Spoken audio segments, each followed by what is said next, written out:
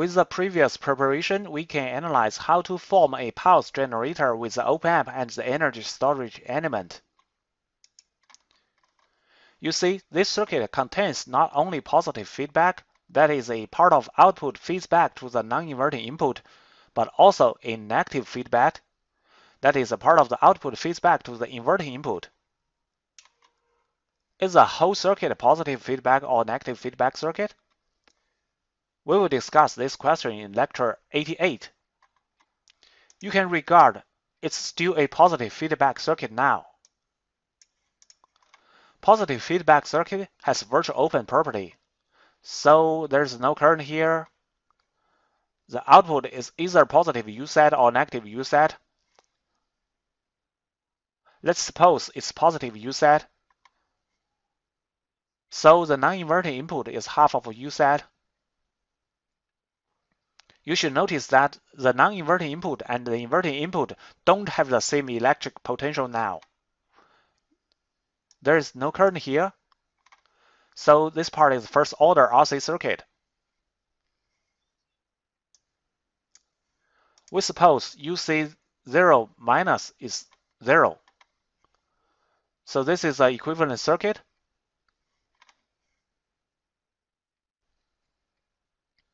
We can use three elements method to solve it. UC0 plus equals 0. UC infinite equals UZ.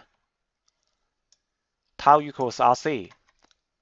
So UC equals UZ times 1 minus e to the power of minus t over tau, in which t is greater than or equal to 0. In the waveform, UC starts from 0 and increases to positive UZ gradually.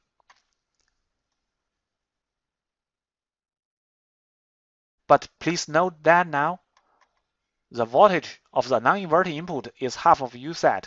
Once the capacitor's voltage is greater than half of UZ, the voltage of the inverting input is greater than the non-inverting input. Then the output changes from to negative UZ immediately because the whole circuit is a positive feedback circuit. Then the voltage of non-inverting input becomes minus half of UZ. Of course, this part is still a first-order circuit. This is the equivalent circuit. We can still use the three-element method to solve it.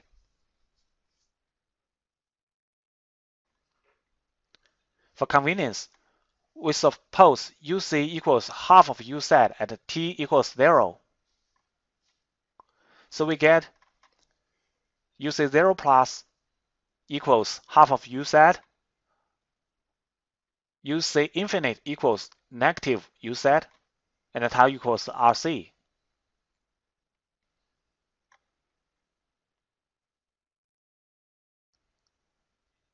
So we can see that UC equals minus UZ plus half of UZ plus UZ times e to the power minus t over tau.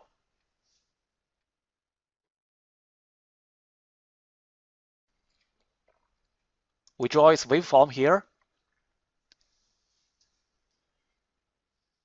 The capacitor is charged reversely from half of UZ to minus UZ.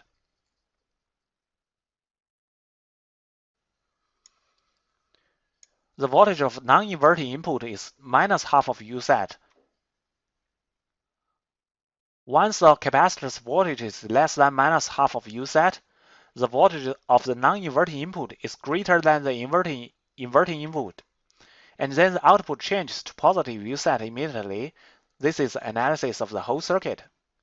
Next, we'll use a simulation and an experiment to verify if the circuit realizes the function of pulse generator. This is a pulse generator circuit built in multisim.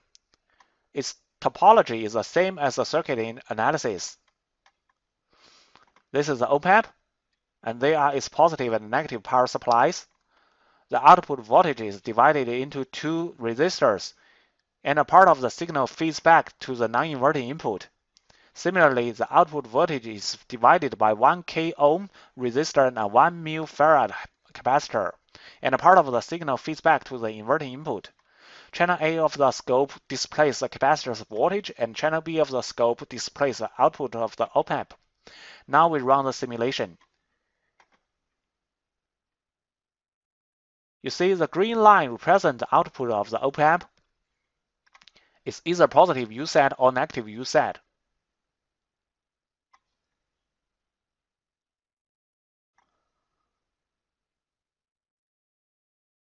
The white line represents the capacitor's voltage. The scale of channel A, that is the capacitor's voltage, is 5 volts per dive. And the channel B op-amp output is 10 volts per dive. You can see that when the capacitor's voltage reaches half of the output voltage of the op-amp, the output voltage of the op-amp turns over. It accords with the conclusion of the voltage divider with two 1K ohm resistor in theory, analysis, and experiment. This is the pulse generator formed by the op-amp. The op-amp has positive feedback, and this is a hysteresis comparator. The voltage of the inverting input is charged by the charge and discharge of the capacitor in RC circuit. Channel 1 of the scope observes the capacitor's voltage, that is the voltage of the inverting input terminal. Channel 2 observes the output. We can adjust the value of the resistor to control the charge and discharge speed of the capacitor, and then change the cycle of the pulse sequence. Look at the experiment waveforms. The yellow one is the capacitor's voltage. The green one is the output pulse sequence. When the output is positive, the capacitor is being charged. When the capacitor's voltage is greater than the voltage of the non-inverting input, the output turns over, and then the capacitor starts to be discharged. Its voltage decreases from positive to negative. And when it's less than the voltage of the non-inverting input, the output turns over again from negative to positive. So the pulse sequence is formed. In the last part of this lecture, we will discuss the period of the pulse generator. In a steady state, the whole circuit can be divided into two time segments. In this time segment, the capacitor's voltage increases from negative half of USAT to positive USAT. But due to the function of the hysteresis comparator, when it increases to positive half of USAT, the circuit is switched. In this time segment, the capacitor voltage decreases from positive half of USAT to negative USAT. Similarly, due to the function of the hysteresis comparator, it can be decreased to negative half of USAT. The circuit is changed. The output is switching between positive USAT and negative USAT, which forms a pulse generator.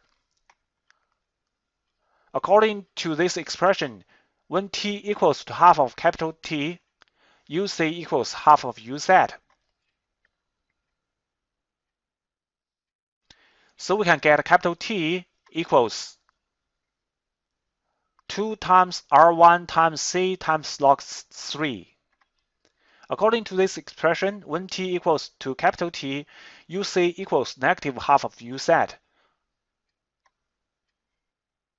We can also get the expression of the period. Before the end of this lecture, we need to introduce the concept of the duty cycle. The duty cycle equals the ratio of the time of the pulse sequence, which is greater than 0, to the whole period.